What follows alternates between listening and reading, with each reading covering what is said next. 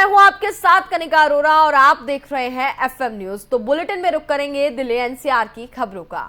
प्रधानमंत्री नरेंद्र मोदी प्रधान न्यायाधीश एनवी रमन की मौजूदगी में मुख्यमंत्री और हाईकोर्ट के मुख्य न्यायाधीशों के संयुक्त सम्मेलन का उन्होंने उद्घाटन किया। ये कार्यक्रम 6 साल बाद हुआ, जहां सम्मेलन न्यायपालिका के समक्ष चुनौतियों पर चर्चा करने का ये मंच रखा गया था। अदालतों में बुनियादी सुविधाओं के विकास के लिए जस्टिस रमन के प्रस्ताव को सम्मेलन के एजेंडे का भी हिस्सा बनाया गया। सूत्रों ने बताया कि न्यायाधीश रिक्तियों को भरने और साथ ही लंबित मामलों, कानूनी सहायता सेवाएं और भविष्य के प्रारूप व ई अदालत चरण 3 जैसे विषय भी एजेंडे के शीर्ष पर रहे हैं। जस्टिस रमन और केंद्रीय कानून मंत्री किरण भी दिन भर चलने वाले कार्यक्रम के उद्घाटन सत्र को उन्होंने संबोधित किया और यही सम्मेलन के बाद विभिन्न कार्य सत्र आयोजित किए जाएंगे, जिसमें मुख्यमंत्री और मुख्य न्यायाधीश एजेंडे में शामिल विषयों पर भी चर्चा हुई और साथ ही आम सहमति तक पहुंचने का भी प्रयास किया जाएगा। इस तरीके का जो कार्यक्रम है वो हुआ, जिसमें प्रधानमंत्री ने मुख्यमंत्री और न्यायाधीशों के साथ चर्चा की। इसमें कई अहम बिंदुओं पर चर्चा भी हुई।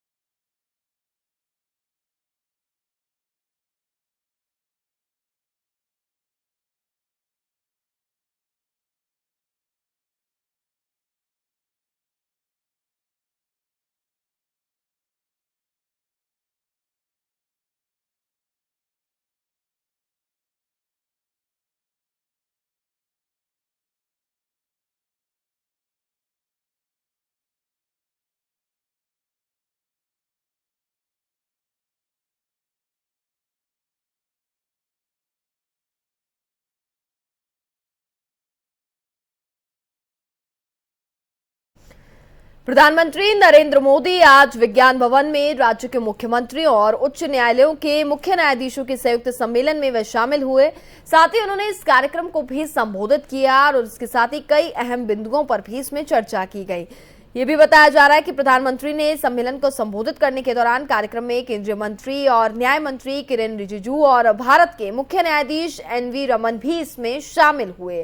पीएम ने सम्मेलन में कहा कि हमारे देश में जहां एक और जुडिशरी की भूमिका संविधान संरक्षक की है, वहीं लेजिस्लेचर नागरिकों की आकांक्षाओं का प्रतिनिधित्व भी करती है। इसके साथ ही प्रधानमंत्री ने यह भी कहा कि मुझे विश्वास है कि संविधान की इन दो धाराओं का ये संगम, ये संतुलन देश में प्रभावी और समयबद्ध न्याय व्यवस्था का रोडमैप भी तैयार करेगा। और इस मुद्दे पर हमारे साथ ज्यादा बातचीत करने के लिए हमारे ग्रुप एडिटर प्रमोद राघवन जी जुड़ गए हैं, उनसे बातचीत करेंगे। प्रमोद जी, प्रधानमंत्री नरेंद्र मोदी ने आज जो कार्यक्रम किया, इसमें कई मुख्यमंत्री शामिल हुए, साथ ही मुख्य न्यायाधीश भी इसमें शामिल हुए। क्या कुछ अहम मुद्दे रहे, इसमें आपसे जानना चाहेंगे।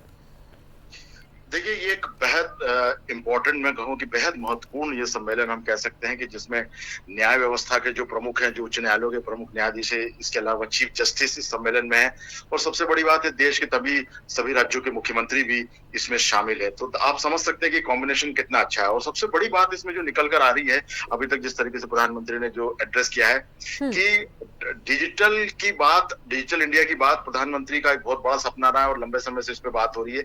अब जुडिशरी में डिजिटल की एंट्री के लेकर उन्होंने काफी कुछ बड़ी बात की, चाहे ब्लैक जैसे अलग अलग तरीके से उन्होंने कुछ चीजें उठाई। सबसे इंपॉर्टेंट मेरे को जहां तक लगता है उनकी भाषण का जो बहुत बेहद इंपॉर्टेंट मुद्दा है कि 1450 अप्रासंगिक कानून को खत्म कर दिया गया है।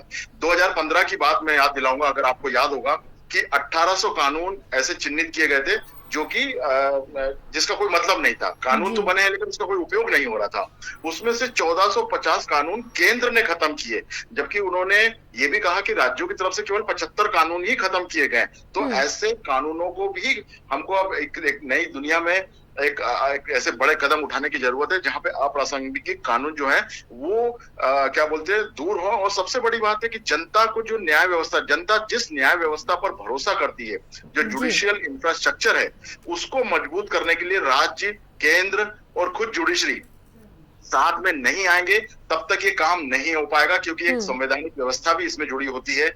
और सबसे बड़ी बात ये कि जब मुख्यमंत्री, चीफ जस्टिस, उच्च न्यायालय के जितने भी मुख्य न्यायाधीश हैं और खुद प्रधानमंत्री अगर एक मंच पर एक विज्ञान भवन में बैठ के अगर इस चीज का चिंतन कर रहे हैं, तो मुझे लगता है कि देश के लिए, देश की जनता के लिए न्याय व्यवस्था में एक नई बात यहाँ से इस चिंतन से निकल कर आएगी, जो कि कहीं ना कहीं देश को और आगे लेके जाएगी।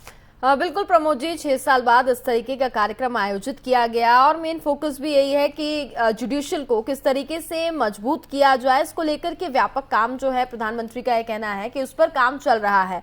लेकिन जानना चाहेंगे आखिरकार किस तरीके से आने वाले समय में जो है वो बदलाव हो सकेंगे। देखिए, सबसे बड़ी बदलाव की मैं बात कर रहा हूँ, जो कि हालांकि मैंने खुद सुप्रीम कोर्ट की कुछ सुनवाइयां सुनी है और देखी हैं, जिसमें आजकल हम अक्सर सुनते हैं वीडियो कॉन्फ्रेंसिंग के जरिए कई बड़े जज सुनवाई करते हैं, छुट्टियों के दिन भी करते हैं या किसी अहम मौके पर करते हैं। कोरोना के दौरान आपको याद होगा कि किस तरीके से जुडिशरी ने अपने आप को बदला, मॉडर्न किया और वीडियो कॉन्फ्रेंसिंग के जरिए ई कोर्ट्स लगाई, जिसको हम कह सकते हैं ई कोर्ट्स लगाई। तो ये एक बड़ी संभावना पर नरेंद्र मोदी ने अपनी बात रखी है कि जुडिशियल सिस्टम में टेक्नोलॉजी का किस तरीके से उपयोग किया जा सकता है। डिजिटल इंडिया मिशन जो उनका सपना है, उसका सबसे जरूरी हिस्सा ई कोर्ट्स भी है। इस प्रोजेक्ट्स को एक मिशन कोर्ट के तौर पे लागू करने की बात आज कह गई, क्योंकि छोटे छोटे कस्बों में अगर आपको पता होगा कि डिजिटल ट्रांजेक्शन होने लगा है, हर जगह हम डिजिटल ट्रांजेक्शन देने लगे, चाहे छोटी सी चाय की दुकान क्यों नहीं हो। तो फिर कोर्ट इन चीजों से कैसे दूर रहे, जुडिशरी इन चीजों से कैसे दूर रहे। ई कोर्ट्स की बात है, टाइम बचेगा, क्योंकि आपको मालूम है लंबी लंबी फाइलें, बड़ी बड़ी फाइलें, लंबी लंबी कतारें, उसके लिए तमाम तरह की चीजें, हर चीज आज की तारीख में आपको वेबसाइट कोर्ट के अगर कोई भी फैसले आपको देखना हो तो सब कुछ डिजिटल लेवल पे उपलब्ध होने लगा है। इसको और मजबूत करेंगे तो जो हमारी एक जो सबसे बड़ी समस्या है भारतीय कोर्ट्स की, कि लंबे लंबे समय तक जो प्रकरण जो पेंडिंग पड़े रहते हैं, उनमें मुझे लगता है कि काफी तेजी होगी, सुनवाई होगी, कम समय में ज्यादा केसेस सुने जाएंगे। तो निश्चित तौर पे नरेंद्र मोदी के अगर सपने की बात करें तो वो एक सही रास्ते की तरफ बात कर रहे हैं, क्योंकि उनका चिंतन बहुत गहराई वाला होता है। और मुझे लग रहा है कि जुडिशरी के लिए आज एक बहुत बड़ा दिन भी है कि खुद मोदी इस चीज पर चिंतन कर रहे हैं और उनके ऐसे कई सुझाव है जो जुडिशरी को बहुत आगे लेके जाएंगे। बिल्कुल प्रमोद जी, बहुत बहुत शुक्रिया आपका हमारे साथ जुड़ने के लिए।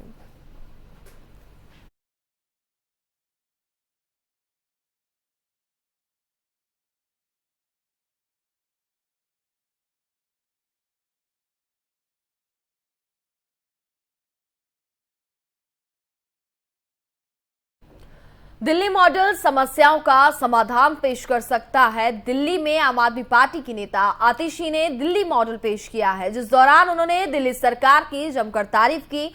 आपको बता दें कि दिल्ली के कालकाजी से विधायक आतिशी ने शुक्रवार को संयुक्त राष्ट्र महासभा के वैश्विक मंच पर केजरीवाल मॉडल ऑफ गवर्नेंस पेश किया था, जिस दौरान उन्होंने केजरीवाल सरकार की जमकर तारीफ करते हुए कहा कि आम आदमी पार्टी के नेतृत्व वाली सरकार ने दिखाया है कि 30 मिलियन जनता वाले शहर में उच्च गुणवत्ता वाली पब्लिक सर्विस प्रदान करना संभव है। इसी के साथ ही उन्होंने विश्व निकाय के नए शहरी एजेंडा को भी लागू करने के लिए बगोटा और बार्सिलोना के मेयर्स के साथ भी best practices of leading locally पर भी बोलते हुए कहा कि केजरीवाल सरकार ने स्थिरता और वित्तीय विवेक के साथ ही समानतावादी विकास का संतुलन भी बनाया है।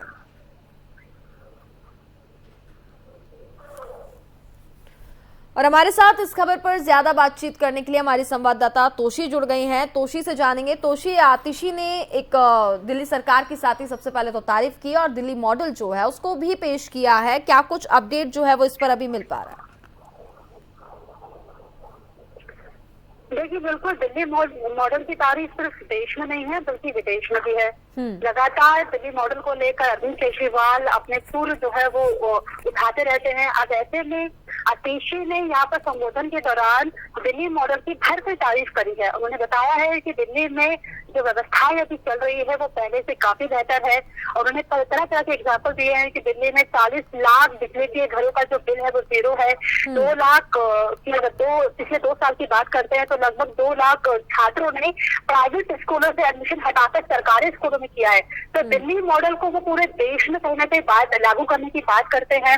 इसके बाद उन्होंने अपनी ये बताया है कि हम सभी राज्यों को एक साथ मिलकर इस मॉडल पर काम करना है। एक दूसरे के समर्थन से ही हम दिल्ली को बहुत बेहतर बना पाएंगे। इस लिहाज से अरविंद केजरीवाल ने भी उनको धन्यवाद दिया है कि पूरे देश को जिस तरीके से अंतर्राष्ट्रीय स्तर पर वो लेकर गई है और देश की छवि को दिखाया है कि देश कितना ताकतवर हो रहा है, दिल्ली कितनी ताकतवर हो रही है। इस लिहाज से ये बहुत बड़ा मौका था पूरे देशवासियों के लिए कि कहीं ना कहीं उनको एक गर्व महसूस हो कि देश की जो छवि है वो अंतर्राष्ट्रीय स्तर पर एक वाहवाही लूट रही है। दिल्ली का जो मॉडल है उसकी तारीफ और देश में नहीं बल्कि अंतर्राष्ट्रीय स्तर पर भी हो रही है। तो कहीं ना कहीं ये गर्व का माहौल भी है। जी बिल्कुल तोशी, वहीं दिल्ली में तो साफ तौर पर बदलाव जो है वो देखे गए, लेकिन वहीं अब दिल्ली मॉडल को जो है वो पंजाब में भी लॉन्च करने की तैयारी की जा रही है। इसके साथ ही अगर हम बात करें तो केजरीवाल सरकार की हिमाचल में भी साफ तौर पर नजर अब देखने को मिल रही है। इसको लेकर के भी कुछ अपडेट?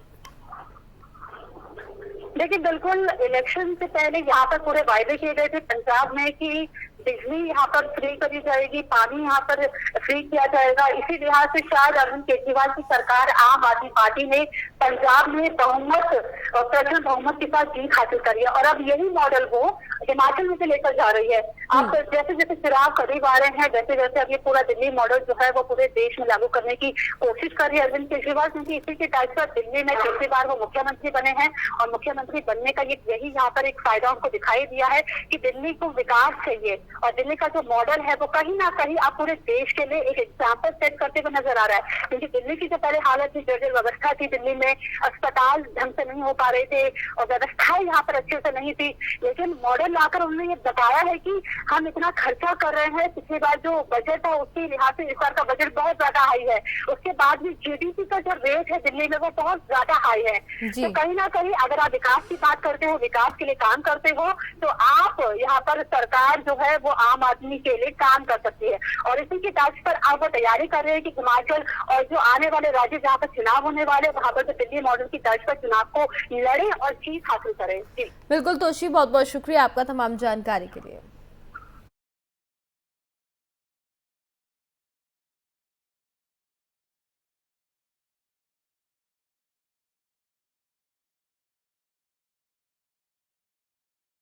यूपी के ग्रेटर नोएडा में देवरस विद्या मंदिर के सभागार में एक कार्यक्रम में आरएसएस के सरकार्यवाह दत्तात्रेय होसबोले पहुंचे, जहां पर उन्होंने कृष्णानंद सागर लिखित पुस्तक विभाजनकालीन भारत के साक्षी के खंड 3 और 4 के लोकार्पण समारोह में लोगों को संबोधित किया। दत्तात्रेय ने कहा कि विभाजन तो कई देशों का हुआ, लेकिन भारत विभाजन के समय जो अत्याचार हुआ वैसा कहीं और नहीं हुआ है। विभाजन के समय हजारों हिंदू महिलाओं ने पद्मानी का रूप भी धारण किया था और जिहादी मानसिकता की वजह से कई जगहों पर रक्तपात भी हुआ था। जिहादी मानसिकता अभी तक समाप्त नहीं हुई है। इसी के साथ दत्तात्रेय ने यह भी बताया कि भारत में हर धर्म का प्रचार करने की स्वतंत्रता है, लेकिन जिन क्षेत्रों में हिंदुओं की संख्या कम हुई है वहां पर भारतीय राष्ट्रीयता भी कम हो गई है। हिंदुत्ववादी को बढ़ावा देते हुए दत्तात्रेय ने यह भी कहा कि भारत तभी तक लोकतांत्रिक रहेगा जब तक ये हिंदू बाहुल्य रहेगा।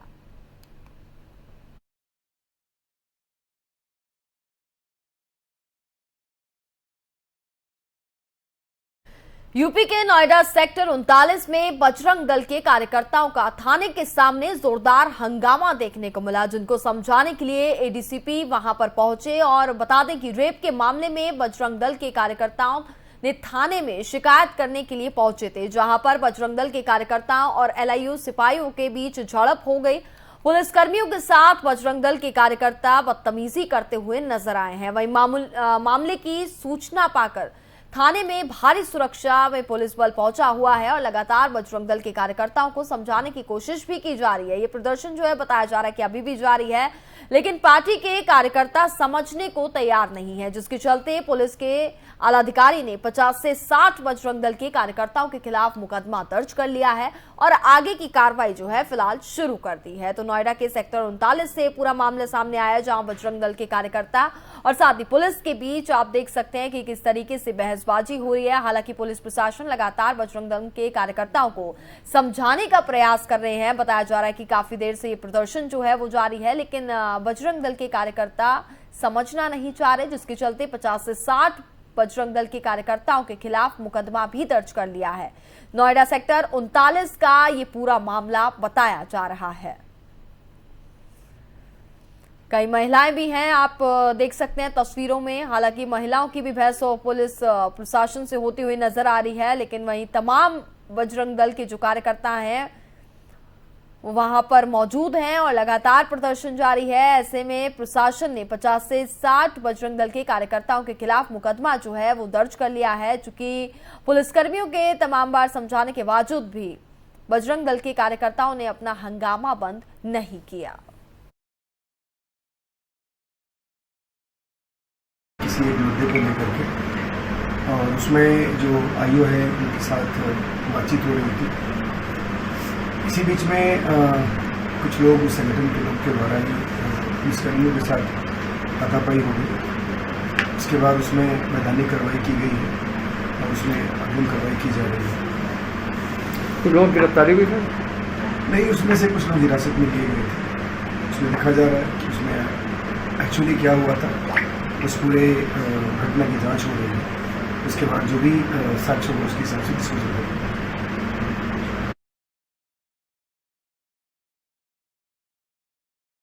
नोएडा के सेक्टर 39 से तस्वीरें हम आपको दिखा रहे हैं। इस पूरे मामले पर अगर हम बात करें तो लगातार प्रदर्शन जो है वो बजरंग दल के कार्यकर्ताओं की तरफ से जारी है और बताया ये जा रहा है कि पुलिस ने इस पूरे मामले को काफी ज्यादा गंभीरता से लेते हुए 50 से 60 बजरंग दल के कार्यकर्ताओं के खिलाफ मुकदमा जो है वो दर्ज कर लिया है। थाने के बाहर ये जोरदार प्रदर्शन जो है कार्यकर्ताओं का वो देखने को मिला और पुलिस के तमाम समझाने के बाद भी बात की जाए तो कार्यकर्ताओं ने अपना हंगामा शांत नहीं किया और लगातार बात करें तो पुलिस से भी बहस करते हुए नजर आया, जिसके चलते बात काफी ज्यादा बढ़ गई और बात झड़प तक भी पहुंच गई। आप ये तस्वीरों में भी देख सकते हैं कि पुलिस और बजरंग दल के कार्यकर्ताओं के बीच किस तरीके से बहसबाजी हो रही है। हालांकि प्रशासन ने अब इस पूरे मामले पर 50 से 60 बजरंग दल के कार्यकर्ताओं के खिलाफ मुकदमा दर्ज कर लिया है।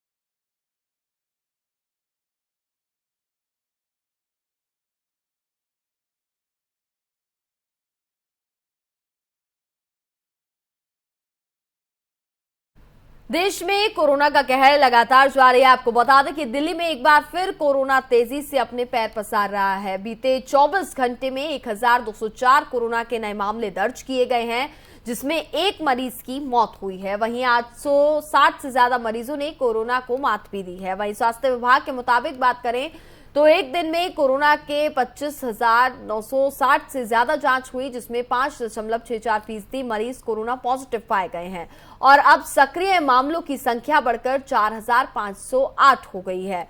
होम आइसोलेशन में 3,190 और अस्पतालों में 114 मरीज फिलहाल भर्ती है। वहीं आईसीयू में 39 और ऑक्सीजन सपोर्ट पर भी बात करें तो 39 और वेंटिलेटर पर 4 मरीज अभी भी भर्ती हैं। तो दिल्ली में एक बार फिर कोरोना का जो ग्राफ है काफी तेजी से बढ़ता जा रहा है। लगातार जो मामले हैं वो बढ़ते हुए नजर आ रहे हैं। बीते 24 घंटों में अगर हम बात करें तो 1204 नए मामलों की देश की राजधानी दिल्ली में पुष्टि हुई है और 2 लोगों ने कोरोना के चलते अपनी जान भी गंवा दी है। तो लगातार अब 1000 से ज्यादा मामले जो हैं वो दिल्ली में सामने आ रहे हैं। पिछले 5 दिनों से ये रिकॉर्ड दर्ज किया गया है। ज्यादा बातचीत करने के लिए डॉक्टर सुनील कुमार हैं, वो जुड़ गए हैं। सुनील जी, देश में एक बार फिर से कोरोना का जो ग्राफ है वो काफी तेजी से बढ़ता जा रहा है और देश की राजधानी दिल्ली की अगर हम बात करें तो दिल्ली में भी अब जो रफ्तार है वो काफी तेजी से बढ़ रही है। इसको लेकर के स्वास्थ्य विभाग की अब क्या कुछ तैयारियां हैं, किस तरीके से इस पर लगाम लगेगी? देखिए, इसमें कोई डाउट नहीं है कि कोविड के केस लगातार जो है बढ़ते जा रहे हैं और संख्या अगर हम 1 महीने में देखें तो कई गुना ज्यादा बढ़ चुकी है। डेली जो पॉजिटिव आने का रेट है वो भी काफी ज्यादा हो गया है और अपर रेस्पिरेटरी ट्रैक्ट के साथ ओपीडीज में भी पेशेंटों की संख्या लगातार बढ़ने लगी है। लेकिन इसमें एक अच्छी चीज ये है, जितने भी पेशेंट्स अभी तक कोविड पॉजिटिव होके आ रहे हैं उनको बहुत ही कम हॉस्पिटलाइजेशन की जरूरत पड़ रही है। ज्यादातर L1 कैटेगरी के ही रहते हैं माइल्ड सिम्टम के साथ। माइल्ड टू मॉडरेट या moderate to severe L2 L3 category में बहुत ही कम पेशेंट्स को आवश्यकता पड़ रही है। ज्यादातर बच्चे जो अंडर एज ऑफ 12 ईयर है वो इसमें पॉजिटिव आ रहे हैं और ऐसा नहीं है, गवर्नमेंट और प्रशासन पूरी मुस्तैदी के साथ इसमें लगा हुआ है और टाइम टू टाइम जो है दिशा निर्देश प्राइवेट हॉस्पिटल हो या सरकारी हॉस्पिटल हो सबको दे रहा है। हमारे प्रधानमंत्री जी ने भी जो है अभी एक मीटिंग की थी जिसमें सभी मुख्यमंत्री और बाकी अधिकारियों के साथ उन्होंने इस पे चर्चा की। ये 4th वेव की आहट है और 4th वेव इनफैक्ट आ चुकी है और 4th वेव जो ये XE वेरिएंट आया है जो कि एक्सटेंडेड फॉर्म है ओमिक्रॉन वेरिएंट का ही, क्योंकि ज्यादातर लोगों में हर्ड इम्यूनिटी हो चुकी है। ज्यादातर इंडियन पॉपुलेशन जो है वो डबल डोज ले चुकी है, बूस्टर डोज भी ले चुकी है, तो उसके बाद कहीं ना कहीं वायरस की जो लिथाल टेंडेंसी है वो काफी कम है। लेकिन हाँ, ये चिंता का विषय जरूर है क्योंकि केसेस लगातार बढ़ रहे हैं। बिल्कुल सुनील जी, बहुत बहुत शुक्रिया आपका हमारे साथ जुड़ने के लिए।